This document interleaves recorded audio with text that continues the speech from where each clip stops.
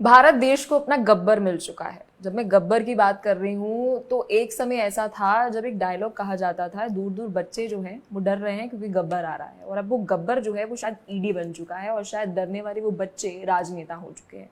अब क्या वो बच्चे केवल विपक्षी पार्टियां हैं, ये एक अलग बहस है, लेकिन हाल फिलहाल में विपक्षी पार्टियों का ये कहना है ईडी जो कर रही है वो असंवैधानिक है, अनकॉन्स्टिट्यूशनल है। क्या सच में ईडी जो कर रही है वो अनकॉन्स्टिट्यूशनल है? और ईडी के अंदर PMLA, prevention of money laundering act, क्या कहता है? विस्तार से आज इसी पर बात करेंगे। हमारे साथ मौजूद है सुप्रीम कोर्ट के अधिवक्ता आशीष पांडे जी। सर, बहुत बहुत स्वागत है आपका JK 24/7 न्यूज में। पहले की ईडी और अब की ईडी में कितना फर्क है? क्या ईडी आज जो कर रही है वो अनकॉन्स्टिट्यूशनल है? देखिए, ईडी के डिफरेंट प्रोविजंस अनकॉन्स्टिट्यूशनल हैं या नहीं है, ये सुप्रीम कोर्ट के सामने कई बार ये इशू उठाए गए। आप पाएंगे कुछ सर्टेन प्रोविजंस हैं जिनको कि सुप्रीम कोर्ट ने कॉन्स्टिट्यूशनल डिक्लेयर किया है, और कुछ ऐसे प्रोविजंस हैं जिनको कि अनकॉन्स्टिट्यूशनल डिक्लेयर किया है। और उन प्रोविजंस के अनकॉन्स्टिट्यूशनल डिक्लेयर होने के बाद गवर्नमेंट की तरफ से कुछ चेंजेस लाए गए हैं उनको कॉन्स्टिट्यूशनली कंप्लायंट बनाने के लिए। अब देखिए, सबसे बड़ा एक कॉन्स्टिट्यूशनल चैलेंज आया था इसके सामने, और 2018 में सुप्रीम कोर्ट का डिसीजन आता है कि सेक्शन 45 जो है, 45(1) specifically prevention of money laundering act का, उसको अनकॉन्स्टिट्यूशनल डिक्लेयर किया था। और उसके बाद सेम ही साल में गवर्नमेंट की तरफ से उसमें चेंजेस किए गए और उसको सुप्रीम कोर्ट की जजमेंट के अकॉर्डिंगली कॉन्स्टिट्यूशनली कंप्लायंट बनाया गया। तो एक ब्रॉडर सेंस में ये कहना कि prevention of money laundering act अपने आप में अनकॉन्स्टिट्यूशनल है, ये शायद लीगली सही नहीं होगा। तो पहले की ईडी और अब की ईडी में फ़र्क क्या है? क्या ताकतें बढ़ा दी गई हैं ईडी की? पहले इतनी उनके पास पावर्स नहीं थी, अब ज़्यादा अथॉरिटी आ गई है, इसलिए हम देख रहे हैं कि हर एक केस में ईडी इन्वेस्टिगेट कर रही है। देखिए, prevention of money laundering act जो आया, ये करीब 20-25 साल पहले आया था। लेकिन enforcement directorate as an agency, ये अभी जब यूपीए की सरकार थी उस समय इसको इन्फोर्समेंट डायरेक्टरेट को लाया गया। 2002 में इसके अंदर prevention of money laundering act उस समय 2002 में आया था। अब इस चीज़ को हमको समझना होगा कि हर एजेंसी का एक एवोल्यूशन होता है। समय के साथ एजेंसी ने अपनी जांच का दायरा बढ़ाया। वो क्राइम्स, देखिए, prevention of money laundering act काम किस तरीके से करता है। सेक्शन 3 डिफाइन करता है आपका क्राइम क्या है, सेक्शन 4 आपका बताता है इसमें पनिशमेंट क्या होगा, और सेक्शन 3 ये कहता है कि एक शेड्यूल ऑफ ऑफेंसेस है, शेड्यूल ऑफ क्राइम्स है। और अगर उस शेड्यूल ऑफ क्राइम्स, जो काफ़ी एग्जॉस्टिव लिस्ट है, उसमें बहुत सारे क्राइम्स इंक्लूडेड हैं, तो धीरे धीरे हम ये पा रहे हैं कि ईडी अपनी जांच का दायरा बढ़ा रही है। पहले उस तरीके के क्राइम्स जिसमें वो इन्वॉल्व नहीं होते थे, आज शायद उस तरीके के क्राइम्स को भी वो अपने जुरिस्डिक्शन के प्रिव्यू में ला रहे हैं और उस पर कार्रवाई कर रहे हैं। अब ये कहना कि ईडी गब्बर बन गई है, शायद उतना उचित नहीं होगा लीगली ये कहना। लेकिन हाँ, एक देखिए, इन्वेस्टिगेटिंग एजेंसी अगर क्रिएट की गई है एक लीगल एक्शन के तहत, और उसको कोई मैंडेट दिया गया है, कुछ क्राइम्स डिफाइन किए गए हैं और उन क्राइम्स को उसको इन्वेस्टिगेट करना है, तो ये उन ऑफिसर्स की, उस एजेंसी की जिम्मेदारी होती है कि उस तरीके के क्राइम्स जहाँ कहीं भी वो घटित हो रहे हों, लेकिन ऑपोजिशन लीडर्स का कहना है कि पहले ईडी बहुत मेजर, बड़े जो क्राइम्स होते हैं उन पर फोकस करती थी, जिसमें हम ह्यूमन ट्रैफिकिंग की बात कर रहे हैं, नारकोटिक्स की बात कर रहे हैं, किस तरीके से फंडिंग आ रही है, फॉरेन फंडिंग आ रही है। अब ईडी ने अपने जो फोकस एरिया है वो बहुत छोटे केसेस के ऊपर बढ़ा दिया, और खास तौर पर पॉलिटिकल, हम कह सकते हैं कि करप्शन के ऊपर वो काम कर रही है, दैट टू जब हम बात कर रहे हैं ऑपोजिशन लीडर्स पर। जी, अब देखिए, अपोजिशन का ये आरोप कि ईडी सेलेक्टिवली काम कर रही है, देखिए, इसके पॉलिटिकल एंगल पर मैं नहीं जाना चाहूँगा। हाँ, डेफिनेटली। लेकिन इस चीज़ को कहना कि जहाँ पर कोई क्राइम कमिट नहीं हुआ है, जहाँ कोई प्रेडिकेट क्राइम नहीं है, जहाँ प्रोसीड्स ऑफ क्राइम नहीं है, वहाँ पर ईडी का इन्वॉल्वमेंट है। शायद ऐसा एलिगेशन मुझको नहीं लगता कि किसी भी एजेंसी ने किसी भी पॉलिटिकल पार्टी ने लगाया है। उनका एलिगेशन ये है कि ईडी सेलेक्टिवली काम कर रही है। ईडी बाकी सारे केसेस को छोड़कर कुछ चुनिंदा केसेस पर ध्यान दे रही है, लेकिन इसका ये मतलब नहीं है कि वहाँ पर क्राइम कमिट नहीं हुआ है। अब देखिए, मैं एक कोर्ट की पोजीशन लेकर नहीं कह सकता कि क्राइम कमिट हुआ है या नहीं किया हुआ है, लेकिन एटलीस्ट वहां पर ऐसे एलिगेशंस थे और कुछ प्रिलिमिनरी एविडेंसेस पाए गए हैं जिसके बेसिस पर ईडी प्रोसीड हमारे कर रही है। फंडामेंटल राइट्स, मौलिक अधिकारों की हम बात करते हैं। ये एक बड़ी बहस उठती है कि जब आपने ईडी जांच कर रही है तो आपके मौलिक अधिकारों का हनन होता है। क्या ईडी को कुछ स्पेशल राइट्स हैं कि वहां पर आपके मौलिक अधिकार जो हैं वो लिमिटेड हो चुके हैं? जी देखिए, इस चीज़ को हमको समझने की ज़रूरत है कि prevention of money laundering act एक स्पेशल एक्ट है। जहाँ तक हमारा रेगुलर क्रिमिनल जस्टिस सिस्टम है, कई बार ऐसी चीज़ें निकल कर आई हैं जहाँ पर उसको जो हमारे फंडामेंटल राइट्स हैं उसके खिलाफ माना गया और उसको चैलेंज किया गया, लेकिन सुप्रीम कोर्ट ने हर बार ये डिसीजन दिया कि हमारा जो क्रिमिनल प्रोसीजर कोड है या बाकी सिस्टम है वो कहीं ना कहीं फंडामेंटल राइट्स से कंप्लाई करते हैं। अब देखिए, फंडामेंटल राइट्स की बात करते हैं तो हम किन चीज़ों की बात करते हैं? Broadly speaking, equality before law. Equality before law means अगर किसी दूसरे व्यक्ति ने भी सेम चीज़ कमिट करी है और किसी अगले व्यक्ति ने भी उस चीज़ को कमिट करी है, तो किसी एक पर्टिकुलर व्यक्ति को ये फायदा नहीं मिलना चाहिए कि उसके अगेंस्ट इन्वेस्टिगेशन नहीं होगा, उस दूसरे व्यक्ति के अगेंस्ट इन्वेस्टिगेशन होगा। इक्वालिटी बिफोर लॉ एक मेजर पॉइंट है और इस चीज़ को लेकर भी अपोजिशन पार्टीज काफ़ी आरोप लगाती रही हैं कि सिलेक्टिवली टारगेटिंग हो रही है। दूसरी ये चीज़ देखिए, फंडामेंटल राइट से निकल कर आती है क्रिमिनल जस्टिस सिस्टम में कि किसी भी व्यक्ति को आप एक फेयर ट्रायल देंगे। फेयर ट्रायल देने की देखिए कई स्टेजेस होती हैं। सबसे पहले आपको इस चीज़ को बताना पड़ता है क्रिमिनल जो भी इन्वेस्टिगेटिंग एजेंसी है कि आपके खिलाफ आरोप क्या हैं। आपको अपना डिफेंस रखने के लिए एक क्रिमिनल जस्टिस सिस्टम होना चाहिए जो कि पूरा मौका देता है कि आप अपने आप को बेगुनाह साबित कर सकें। अब इस पर्टिकुलर एक्ट को आप देखिए, prevention of money laundering act को, तो आप पाते हैं कि ऐसे कई सारे एलिगेशंस लगे हैं कि एजेंसी की तरफ से जो प्रिलिमिनरी जो रिपोर्ट होती है, जो एफआईआर या ईसीआईआर जिसको हम टेक्निकल लैंग्वेज में कहते हैं, उसकी कॉपी सप्लाई नहीं की जाती है एक्यूज्ड को। कई बार ऐसे एलिगेशंस लगे हैं कि आप अगर ये देखें कि डायरेक्ट एविडेंसेस ना होने के बेसिस पर भी केवल एक चूंकि सेक्शन 3 इनडायरेक्ट इन्वॉल्वमेंट को भी यूज करता है। नहीं देना, जो हम कह रहे हैं कि एफआईआर नहीं दी जाती है जब आपके ऊपर ईडी केस कर रही है, इन्वेस्टिगेट कर रही है, तो ये तो आपका जो फंडामेंटल राइट है वही आपसे छीन लिया गया, क्योंकि आपने कहा कि ट्रायल का आपको पूरा अधिकार होता है।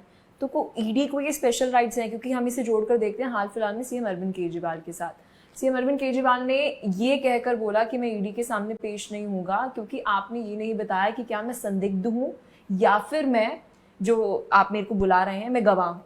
तो क्या ये जिम्मेदारी बनती है ईडी की कि वे बताए आपको जांच के लिए बुला रहे, कि आपको किस लिए जांच के लिए बुलाया जा रहा है? देखिए, ये हम लीगैलिटी में बात मैं केवल लीगैलिटी में बात करूंगा।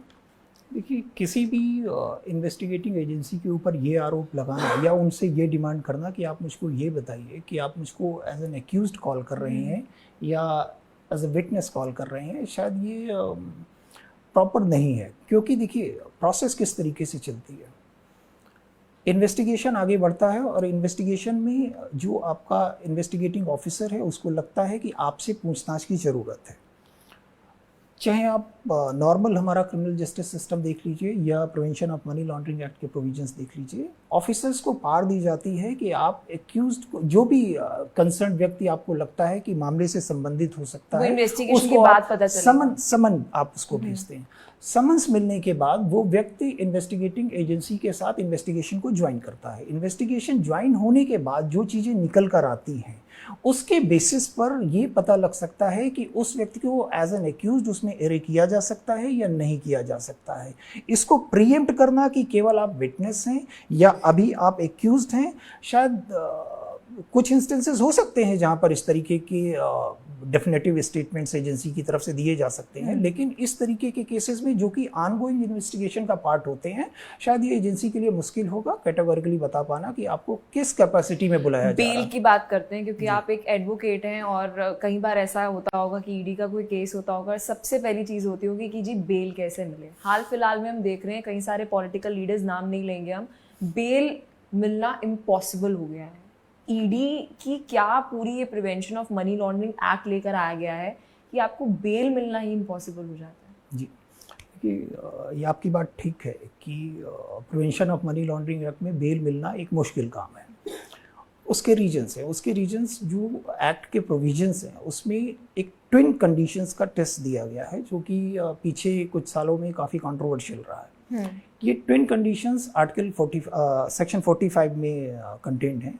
पहली कंडीशन ये कहती है कि पब्लिक प्रोसिक्यूटर को एक अपॉर्चुनिटी देनी पड़ेगी उस बेल प्ली को अपोज करने की, उसको एक हियरिंग देनी पड़ेगी अगर वो अपोज करना चाहता है। आप बिना पब्लिक प्रोसिक्यूटर को सुने आप किसी भी एक्यूज को बेल नहीं दे सकते हैं। दूसरी कंडीशन जो है वो ये एक्सपेक्ट करती है कि जो भी जज है वो एक रीजनेबल एक बिलीव उसके मन में होना चाहिए कि इस पर्टिकुलर एक्यूज ने ये क्राइम कमिट नहीं किया है और यहाँ से अगर मैं इसको बेल देता हूँ तो आगे ये क्राइम कमिट नहीं करेगा। और देखिए एक महत्वपूर्ण बात ये है कि prevention of money laundering act में बर्डन ऑफ प्रूफ एक्यूज्ड के ऊपर है। प्रिजम्पशन ऑफ इनोसेंस जो हमारी सिविल प्रोसीजर कोड में है वो अवेलेबल नहीं है एक्यूज्ड को prevention of money laundering act में। तो अगर आप देखिए जज के लिए ये बहुत डिफिकल्ट हो जाता है कि प्रिलिमिनरी स्टेज में जबकि बेल एप्लीकेशन फाइल होती है, और मैं बात कर रहा हूँ प्री चार्जशीट जो सिचुएशन है उसकी, कि ये एक प्रिलिमिनरी ओपिनियन बना पाए कि इस एक्यूज ने वो क्राइम कमिट नहीं किया है। लेकिन ईडी तो ये कह रहा है कि हम prevention of money laundering act की बात कर रहे हैं कि आप प्रिज्यूम कर रहे हैं कि जिस व्यक्ति से आप जांच कर रहे हैं, जिसने आपने अभी हिरासत में लिया है, वो गिल्टी है।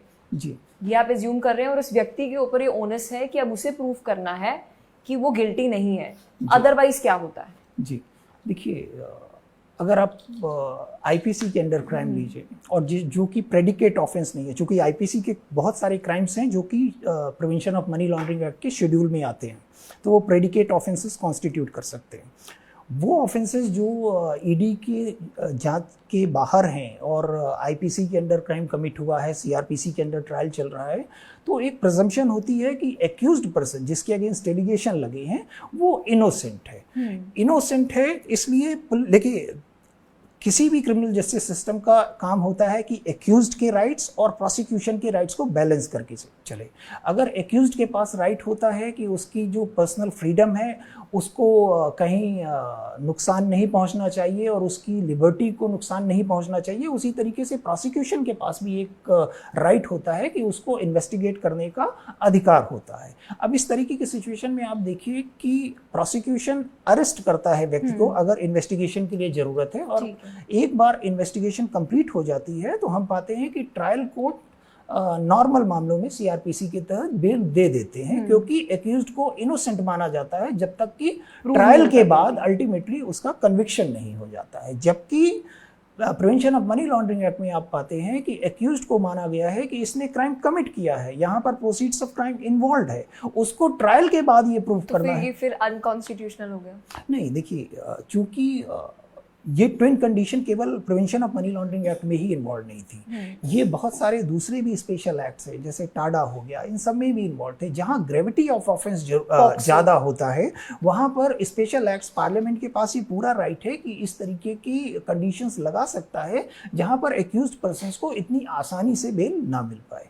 जुडिशियल वारंट की बात करते हैं, क्योंकि क्या जब ईडी किसी के समक्ष पेश हो रही है, क्योंकि आज पता नहीं है, हर राजनेता के मन में ये डर है कि कब ईडी आ जाए, तो क्या जुडिशियल वारंट लेकर आना जरूरी है? नहीं, देखिए section 50 prevention of money laundering act का ये कहता है कि जो कॉम्पिटेंट अथॉरिटी है उसके पास समन्स इशू करने का राइट है। यूजली एक्सपेक्ट ये करते हैं कि अगर आपको समन इशू होता है तो आप इन्वेस्टिगेशन ज्वाइन करेंगे। कई कारण हो सकते हैं कि एक्यूज्ड किसी पर्टिकुलर डेट पर इन्वेस्टिगेशन ज्वाइन नहीं कर पाता है, तो वो लिख कर समय मांग सकता है कि मुझको फर्दर समय दिया जाए। अब लेकिन एक्यूज्ड सेक्शन 50 में जो समन्स इशू होते हैं उसकी कंप्लायंस में अपीयर नहीं होता है और कॉन्टिन्यूसली एब्सकॉन्ड करता है, तब एक ऑप्शन इन्वेस्टिगेटिंग एजेंसी के पास जाता है कि वो कोर्ट से नॉन बेलेबल वारंट्स इशू करवाकर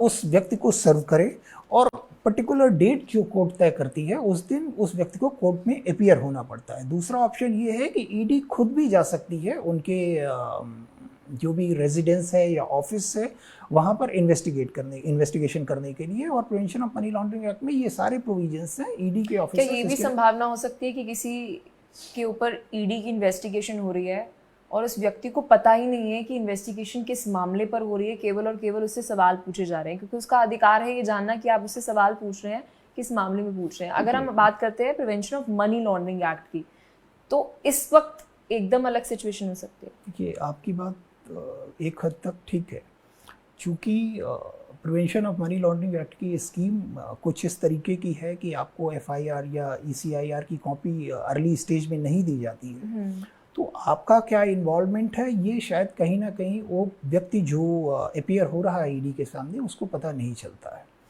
लेकिन ईडी इस पर्टिकुलर एक्ट में ये भी प्रोविजन है कि अगर एजेंसी अरेस्ट की तरफ जाती है तो अरेस्ट के पहले उनको ग्राउंड्स बताने पड़ेंगे कि किन ग्राउंड्स पर आपको अरेस्ट किया जा रहा है। जी, अब बात करते हैं ईडी मैनुअल की, क्योंकि एक तरफ तो हम राइट टू इन्फॉर्मेशन की बात करते हैं कि पब्लिक को सब पता होना चाहिए, लेकिन ईडी मैनुअल की जब हम बात कर रहे हैं ये पब्लिक में नहीं है, किसी को नहीं पता कि ईडी मैनुअल में क्या है। क्या लगता है कि अब ये फिर संवैधानिक तौर पर हमारे फंडामेंटल राइट्स के ऊपर जो है वो सवाल उठ जाता है? देखिए, जब हम मैनुअल की बात करते हैं तो मैनुअल कुछ और नहीं होता है, एक वेल एस्टैब्लिश्ड या एक अप्रूव्ड सेट ऑफ प्रैक्टिसेस होती है कि किसी भी एजेंसी को किस तरीके से काम करना है, और ये सेट ऑफ प्रैक्टिसेस जो एक्ट की स्कीम होती है उसके अकॉर्डिंग ही होती है। तो क्या ये नेशन इंटरेस्ट के अगेंस्ट आता है कि आपको हर एक चीज़ नहीं बताई जा सकती है? देखिए, वाइडर कॉन्टेक्स्ट में आप देखेंगे तो बहुत सारी चीज़ें होती हैं जो शायद आपको नहीं बताई जा सकती हैं,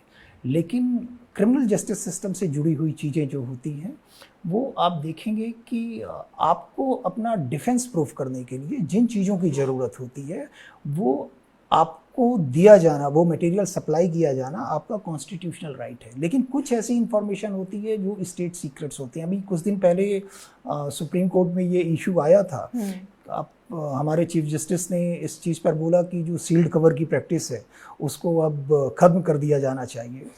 अब एक तरफ स्टेट सीक्रेट्स होते हैं, और मैं ये prevention of money laundering act की बात नहीं कर रहे हैं जी। स्टेट सीक्रेट्स को क्या एक्यूज्ड पर्सन के साथ शेयर किया जा सकता है? मैं आपको एक एग्जांपल देता हूँ। सपोज करिए हमारा एक बहुत ही वाइडर नेटवर्क है जिसके थ्रू हमको इन्फॉर्मेशन मिली है, वो पर्टिकुलर इन्फॉर्मेशन गवर्नमेंट को मिली और उसके बेसिस पर कोई क्रिमिनल प्रोसेस इन्वेस्टिगेशन चलता है और कोई एक्यूज्ड बनता है। अगर उस इन्फॉर्मेशन को उस एक्यूज्ड के साथ शेयर कर दिया जाए तो आप पाएंगे कि उसको पीछे ट्रेस बैक करते हुए उस पूरे नेटवर्क को जो गवर्नमेंट का उसको एक्सपोज किया जा सकता है। इस तरीके की कंडीशन में आप देखेंगे सुप्रीम कोर्ट ने एक बहुत ही बीच का एक इंटरेस्टिंग एक समाधान निकाला है कि आपका जो लॉयर है जो आपको डिफेंड कर रहा है उसके साथ वो मटेरियल शेयर किया जा सकता है। वो एक अपने आर्ग्यूमेंट्स फ्रेम करने के लिए उस मटेरियल को यूज कर सकता है विदाउट डिस्क्लोजिंग सीक्रेट इंफॉर्मेशन, और लेकिन वो पर्टिकुलर जो एक्यूज पर्सन है वो लॉयर उसके साथ उस इंफॉर्मेशन को शेयर नहीं करेगा। तो इस तरीके से आप देखिए उसके फंडामेंटल राइट्स भी वायलेट नहीं हो रहे हैं, उसको एक फेयर ट्रायल मिल रहा है, उसके पास सारे डॉक्यूमेंट्स जो अपने आप को इनोसेंट साबित करने के लिए वो भी अवेलेबल हैं। और लेकिन ये हट कर है ईडी से, ईडी की इन्वेस्टिगेशन से, कि ईडी जब आपसे सवाल पूछ रही है तो पूरी मैनुअल पूरी पेश नहीं करेगी जनता के सामने, उनका एक अलग प्रोसीजर है क्योंकि कॉन्फिडेंशियल है। अगर पब्लिक इंटरेस्ट में पता चल गया इन्वेस्टिगेशन कैसे होती है तो शायद वो वैसे नहीं हो पाएगी। देखिए, एक मैं बहुत ही हाइपोथेटिकल सिचुएशन देता हूँ। चूँकि ED cross border money transfer जो होता है उससे रिलेटेड क्राइम्स को भी इन्वेस्टिगेट करती है। तो अगर हमारी फॉरेन में कोई एसेट है जिसके थ्रू हमको इन्फॉर्मेशन मिलती है और उस इंफॉर्मेशन को डेवलप करते हुए एक फाइनल कम्युलेशन निकलता है जहाँ पर उस पर्टिकुलर एक्यूज को इंडिया में ट्राई किया जा रहा है और अगर ये डिस्क्लोज हो जाता है कि वो पर्टिकुलर इंफॉर्मेशन उस व्यक्ति से आई है तो शायद अपने एसेट्स को एक्सपोज करना होगा। तो ये कहना शायद पूरी तरीके से ठीक नहीं होगा कि ईडी से रिलेटेड मामले इस पूरी स्कीम ऑफ थिंग्स में शामिल हो सकते हैं या नहीं हो सकते। की बात कर रहे हैं, अब हम एसेट्स पे भी आ जाते हैं क्योंकि हमने ये पार्ट एक्सप्लोर नहीं किया। हाल फिलहाल में हम देख रहे हैं जैसे 2019 के अंदर prevention of money laundering act में बदलाव आया। अब ईडी को एक और पार मिल गई, वो ये है कि बिना गिरफ्तारी के वह उस व्यक्ति की प्रॉपर्टी को सीज कर सकती है।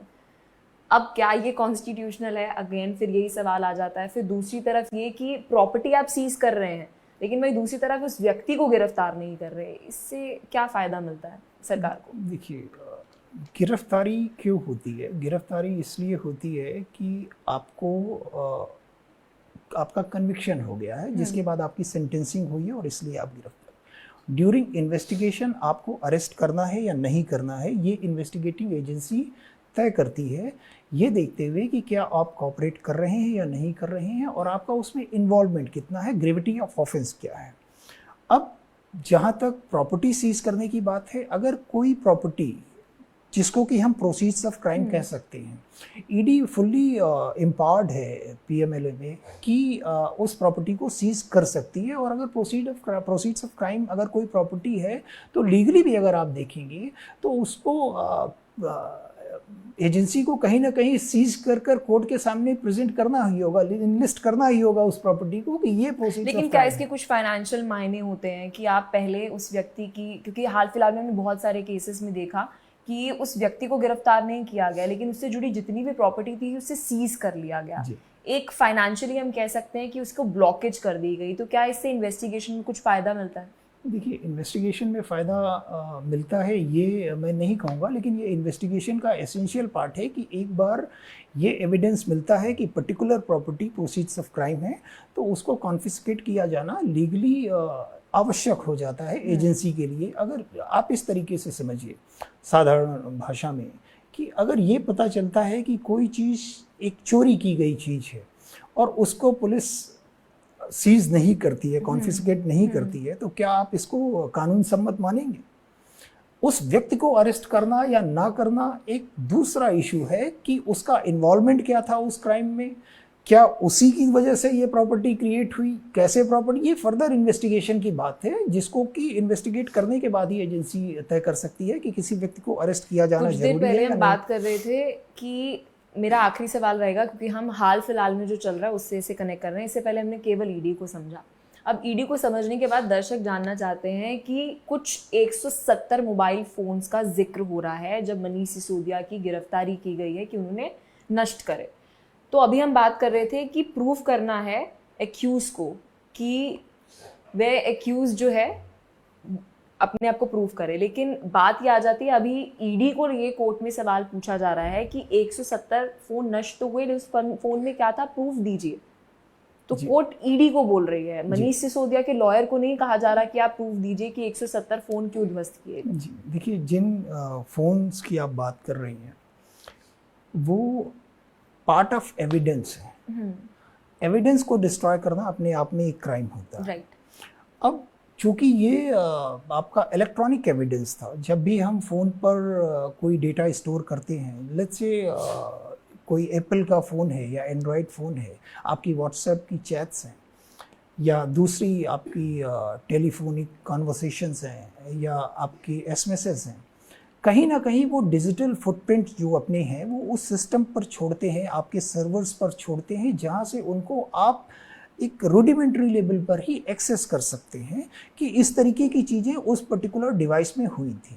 अब I am not privy to the information, लेकिन मुझको लगता है कि एविडेंस डिस्ट्रॉय होने के बाद भी ईडी ने इन्वेस्टिगेशन कर कुछ ऐसे एविडेंसेस, डिजिटल फुटप्रिंट्स कलेक्ट किए होंगे जिनके बेसिस पर वो ये इस्टेब्लिश कर रही है कि ये एक पूरी जो फाइनेंशियल ट्रेल थी या क्राइम की ट्रेल थी उसमें ये डिवाइसेस इन्वॉल्व थी और ये एविडेंस का पार्ट होनी चाहिए थी। और चूंकि इन डिवाइसेस को डिस्ट्रॉय कर दिया गया, ये अपने आप में एक सेपरेट क्राइम हो जाता है कि आपने डिस्ट्रक्शन ऑफ एविडेंस किया है। लेकिन ये सारे एलिगेशन से कोर्ट की तरफ से डिसीजंस आने हैं। तो बिल्कुल।